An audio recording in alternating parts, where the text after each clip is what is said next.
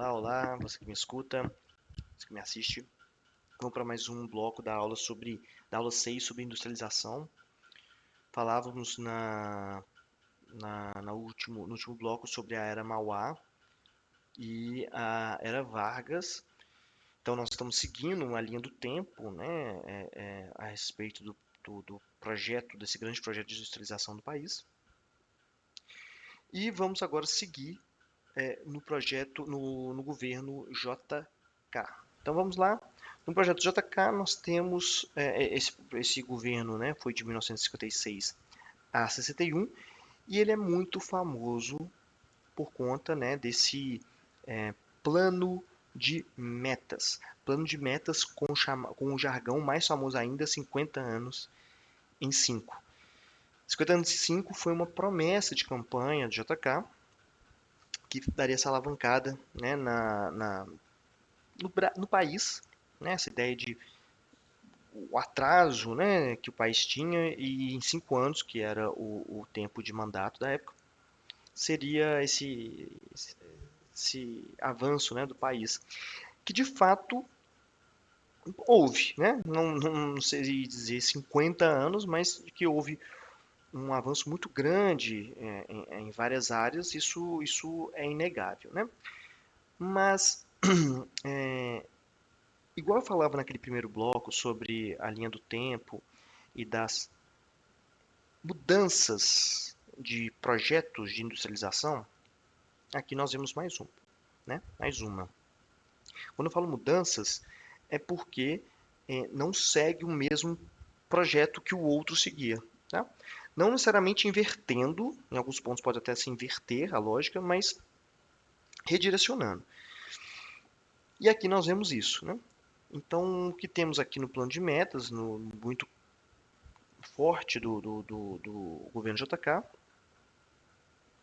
é o capital triplo, né, que seria o capital privado, o, o capital que a burguesia tinha ali para investir, algo que vinha ali que a gente pode colocar desde de Mauá, mas também o capital estatal. Esse capital estatal também já vinha no governo Getúlio Vargas, ou seja, né, o Estado investindo na industrialização, seja na infraestrutura, né, energia, enfim, transporte, mas no caso de Getúlio Vargas também montando, né, plantas industriais, portanto, uma indústria nacional e estatal. Mas aqui já vê um novo direcionamento do JK, que é o subsídio. Subsídios no sentido de incentivos fiscais, isenções fiscais. E nós vemos isso principalmente para atrair multinacionais para se instalar no território brasileiro. Então aqui tem uma inversão de lógica, quando em Getúlio Vargas seguia a ideia de implantação de indústrias nacionais, estatais, tecnologia nacional, soberana. Aqui nós já temos um incentivo de receber multinacionais, portanto não são estatais e também não são de tecnologia nacional, né? Então aqui já uma ruptura grande também, né, com o Getúlio Vargas.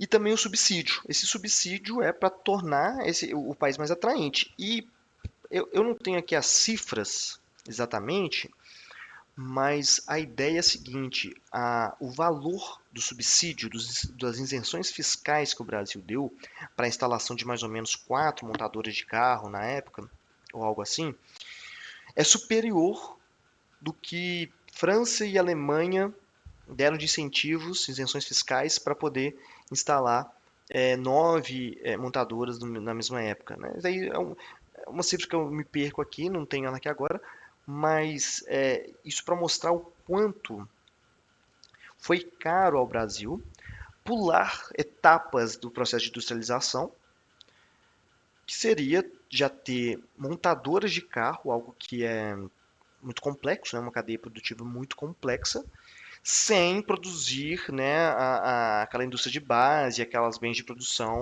já mais consolidada. Algo que se vinha acontecendo com Getúlio Vargas, mas que esse projeto é interrompido. Então, Isso foi caro. Funcionou, isso a gente pode dizer que teve um resultado, porém foi caro ao Brasil, tá? E o terceiro, porque ele é capital triplo, né? Tem o terceiro, que é o capital estrangeiro, que é a política de captação de investimentos de Getúlio Vargas, principalmente para o setor de bens duráveis, né? Isso daí seria o mais diferenciado em relação a Getúlio Vargas. Esse desenho aqui embaixo é uma representação aí um esquema, né? Do que seria o projeto de implantação do plano de metas. Então, a curva de investimentos, né? É pensando muito assim numa estratégia daquele mandato, né? Como pode ver, não se tinha ali a pretensão de continuidade, sabia que era um projeto muito da cara, né? Foi um projeto com muita cara do Getúlio Vargas. Desculpa, do JK, Juscelino Kubitschek. Né? Então é bem específico, assim, é um momento. Né? Não se tinha uma ideia de continuidade. Né? Assim, o plano já previa isso, de não ser um projeto de Estado. A divisão dos investimentos desse plano de metas, a gente pode ver aqui, né? Transporte, 29%, então assim, a maior parcela é para isso mesmo. Abertura de rodovias, incentivos fiscais para tudo que envolve transporte, veículos, caminhões, jipes, e abertura de estradas, principalmente, pavimentação e abertura de estradas. Infraestrutura, então aqui nós podemos falar sobre galpões, podemos falar sobre portos, terminais, né? Muito relacionado a essa complementaridade assim, do que a indústria necessita.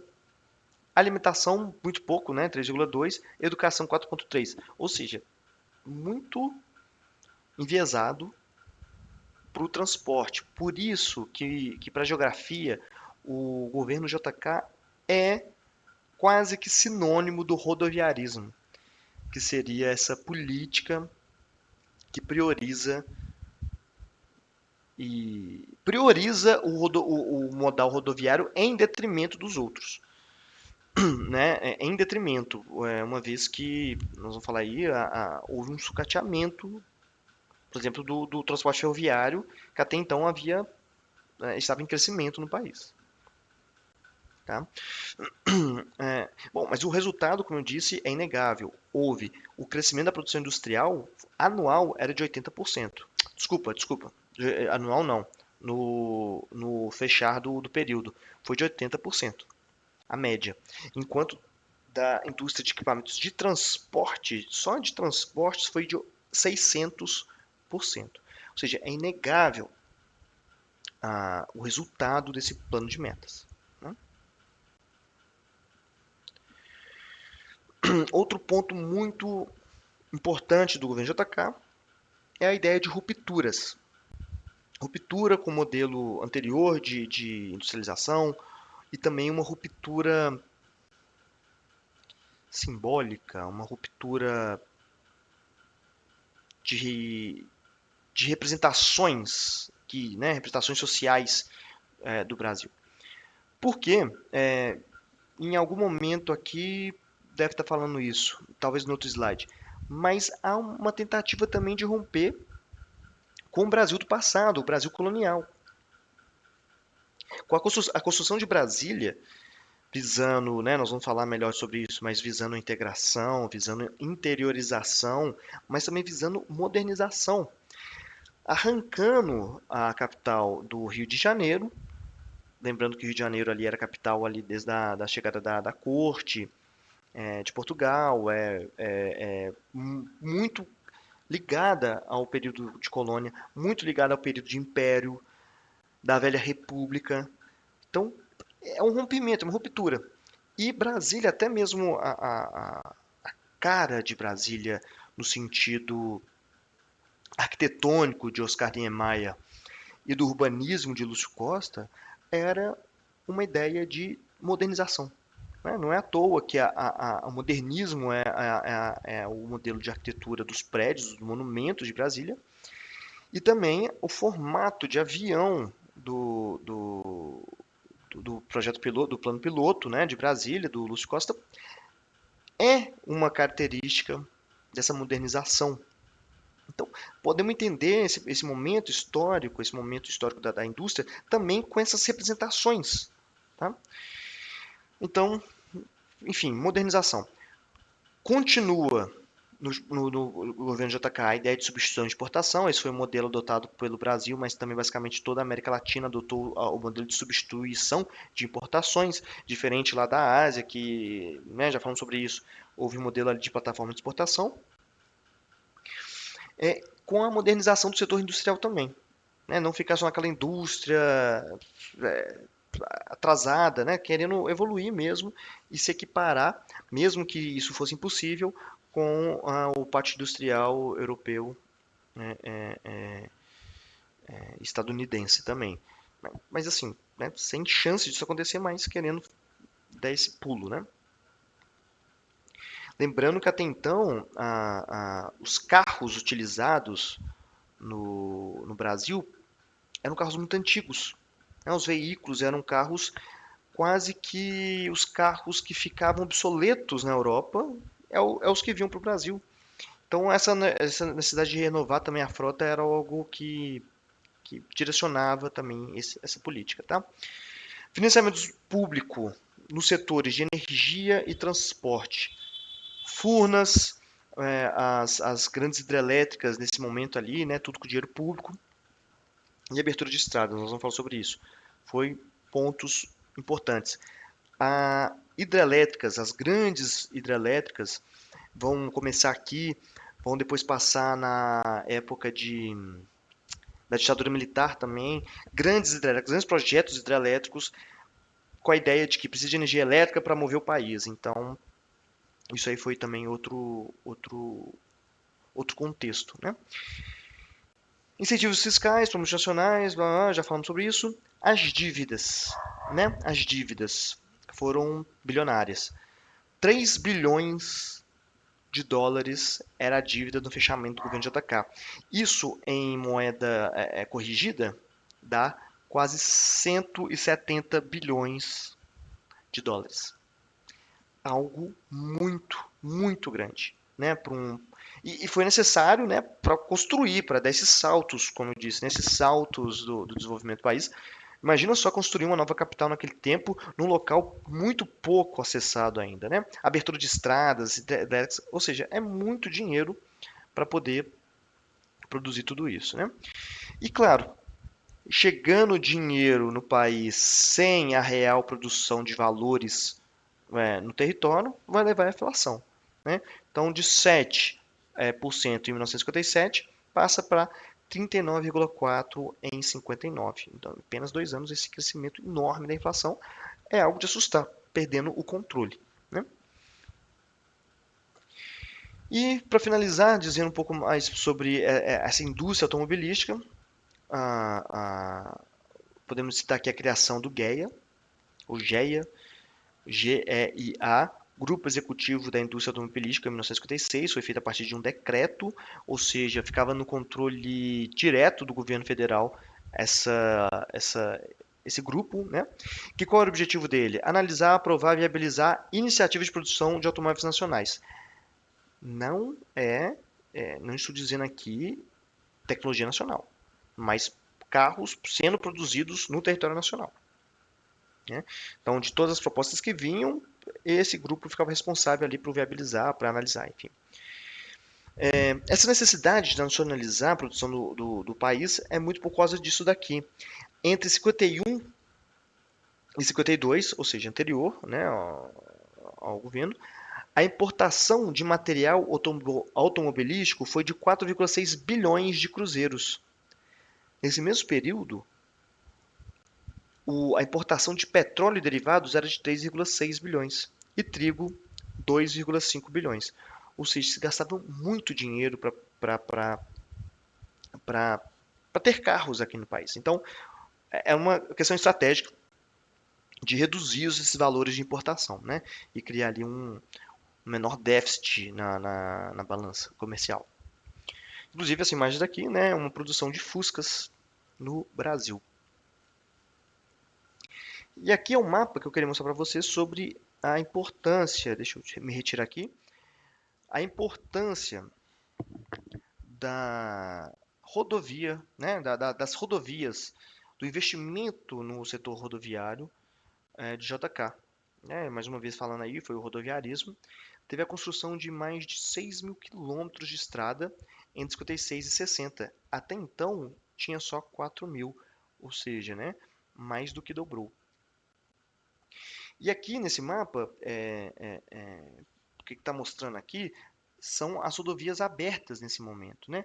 Algumas rodovias que foram abertas só na terra e outras rodovias que foram abertas já pavimentando, né? E o que, que nós vemos aqui? É uma tentativa de integração. Eu falo muito isso, mas eu fico assim ainda um pouco afetado com isso, né? Quando a gente olha o mapa rodoviário do país atual e já pensa em umas lacunas que existem em algumas áreas do país, eu fico pensando muito no antes de JK, né? Isso aqui é resultado do governo. Imagina antes, ou seja, a importância de se integrar. Claro, né? Estou aqui já fazendo uma leitura de que a gente está ignorando aqui as ferrovias, inclusive houve um sucateamento da malha ferroviária que integrava parte do país, que poderia ter seguido esse projeto, com certeza, porém isso não substitui a necessidade de ligação rodoviária. Então, imaginem só, né, o quanto foi importante para isso acontecer, né, isso ter acontecido, a pavimentação dessas rodovias. Esses símbolos que são como se fosse uma caminhonete, né, estacionada, algo assim, são áreas que só pode se trafegar durante a seca, né?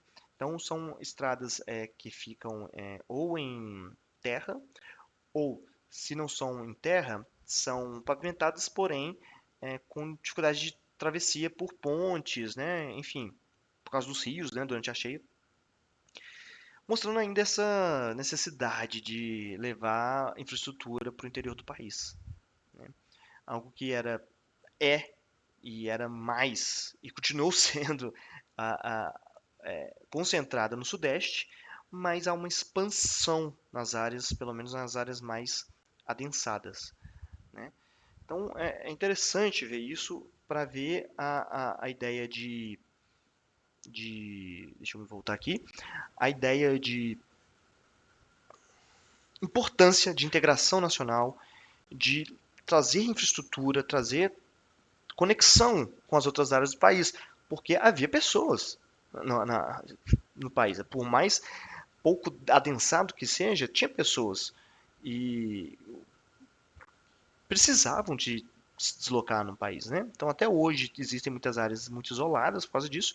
Então, de fato, foi muito importante. Ainda preciso de falar sobre isso, pensando no JK, agora a projeção do Brasil geopolítico. Havia me esquecido dessa parte também que é muito importante. Os aspectos geopolíticos desse governo, né?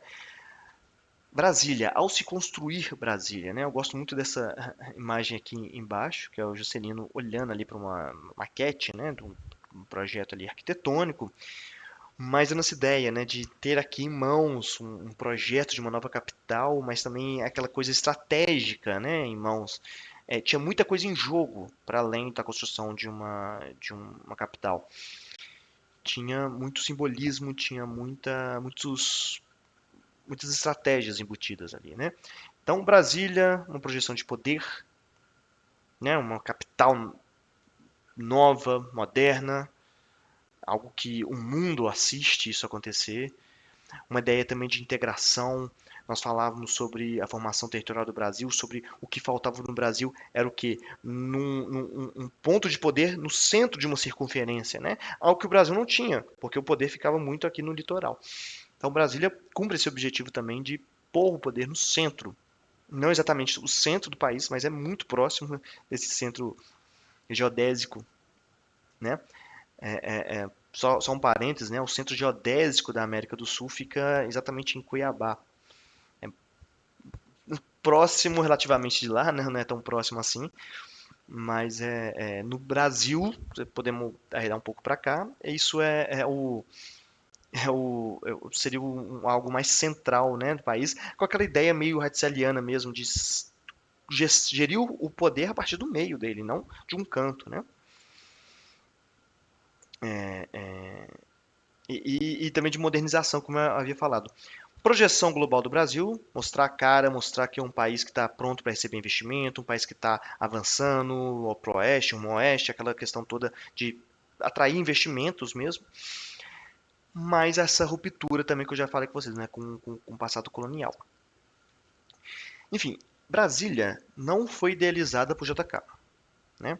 A primeira vez que se anunciou a respeito de uma capital no centro do país foi meados do século XVIII, pelo Marquês de Pombal, mas a ideia foi retomada pelos confidentes, né, durante a Inconfidência Mineira, que não se pensava no país inteiro, né, pensava muito na independência ali de algo mais ou menos do que seria Minas Gerais, e que a capital, saindo a capital do estado de Ouro Preto, também com aquela marca colonial, iria para São João do Rei, que apesar de ser uma cidade atualmente, né, com histórica, naquela época ali tinha uma ideia de maior centralidade e também de ter mais condições de expansão. Inclusive, né, isso acontece não com São João del Rei, que é uma cidade ali ao lado do Tiradentes, mas mas com Belo Horizonte, né, a capital muda de local também com essa ideia de rupturas, enfim. Mas é reforçada essa ideia logo após a chegada da corte portuguesa no Rio de Janeiro em 1808. E nesse sentido já tinha uma ideia de proteção do poder longe do litoral, que poderia ser atacado pelo poder naval, por exemplo, da Inglaterra ou qualquer outro país que poderia facilmente invadir essa capital. Mas também tinha uma ideia de ser central, como eu já falei, né, nessa circunferência do território, portanto de integração, de controle, etc., interiorização, mas também por ser uma área mais plana, que poderia ser conectada por ferrovias, né? A ferrovia, né, valoriza mais áreas, melhor em áreas mais planas, por mais que sejam muito altas, né, são mais planas e facilita muito essa passagem da construção de ferrovias. A ideia era integrar por ferrovias. E para finalizar, também a nascente de muitos rios brasileiros, que poderia facilmente dali integrar hidrovias no país inteiro. Então tinha toda essa estratégia geopolítica mesmo, né, de pensar o território. Muito interessante, né? Inclusive, algo que é uma curiosidade, tá? Um pequeno parênteses aqui, Brasília hoje, além de estar mais no centro do país, é algo que quebra um pouco a cabeça de muita gente, mas Brasília é a capital mais alta também do país, né? Não é a cidade mais alta, mas é a capital mais alta do país. Muitas vezes a gente pergunta isso para uma turma, o pessoal fala Belo Horizonte, Curitiba, né? Pensando no relevo. Belo Horizonte, pelo menos, é uma cidade realmente muito alta, fica ali em meio de 1.000 metros acima do nível do mar, mas Brasília está a 1.200, ou seja, ainda tem esse aspecto de ser uma cidade no alto, né? Então tem todo o simbolismo aqui em relação essa construção de Brasília, né? Bom, nós temos aqui o próximo slide sobre o João Goulart. É um momento, né, que muito tenso para a história, principalmente no que vai vir depois disso, que é a ditadura militar. Então, eu vou, para não quebrar esse raciocínio, eu vou deixar então para começar o próximo bloco, começando ali com João Goulart, e avançando na ditadura e finalmente nos tempos mais contemporâneos. Tá joia? Muito obrigado, até o próximo bloco.